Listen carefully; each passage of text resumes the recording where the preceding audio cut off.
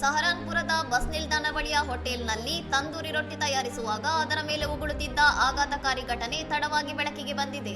ಗ್ರಾಹಕರಿಗೆ ಉಣಬಡಿಸುವ ಆಹಾರದ ಮೇಲೆ ಉಗುಳುತ್ತಿದ್ದ ಈತನ ಅಸಹ್ಯಕರ ಕೃತ್ಯವನ್ನು ಯಾರೋ ಮೊಬೈಲ್ನಲ್ಲಿ ಸೆರೆ ಹಿಡಿದು ಸಾಮಾಜಿಕ ಜಾಲತಾಣಗಳಲ್ಲಿ ಹರಿಬಿಟ್ಟಿದ್ದರು.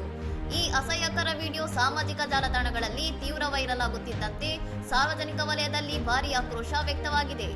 ವಿಡಿಯೋ ವೈರಲ್ ಆಗುತ್ತಿದ್ದಂತೆ ತಕ್ಷಣವೇ ಕಾರ್ಯಪ್ರವೃತ್ತರಾದ ಸಹರಾನ್ಪುರ ಪೊಲೀಸರು ಹೋಟೆಲ್ ಮೇಲೆ ದಾಳಿ ನಡೆಸಿ ಸಾರ್ವಜನಿಕ ಆರೋಗ್ಯದ ಜೊತೆ ಚೆಲ್ಲಾಟವಾಡುತ್ತಿದ್ದ ಆರೋಪಿಯನ್ನು ಬಂಧಿಸಿದ್ದಾರೆ. ಈ ಘಟನೆಯು ಹೋಟೆಲ್ಗಳಲ್ಲಿನ ಸ್ವಚ್ಛತೆ ಮತ್ತು ಗ್ರಾಹಕರಿಗೆ ನೀಡಲಾಗುವ ಆಹಾರದ ಸುರಕ್ಷತೆಯ ಬಗ್ಗೆ ಸಾರ್ವಜನಿಕರಲ್ಲಿ ಈಗ ದೊಡ್ಡ ಪ್ರಶ್ನೆಯನ್ನು ಹುಟ್ಟುಹಾಕಿದೆ.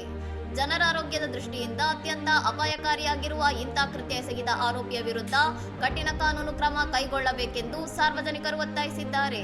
ಇನ್ನಷ್ಟು ಸುದ್ದಿಗಳಿಗಾಗಿ ನೋಡ್ತಾ ಇರಿ ಸೌರಂ ಟಿವಿ.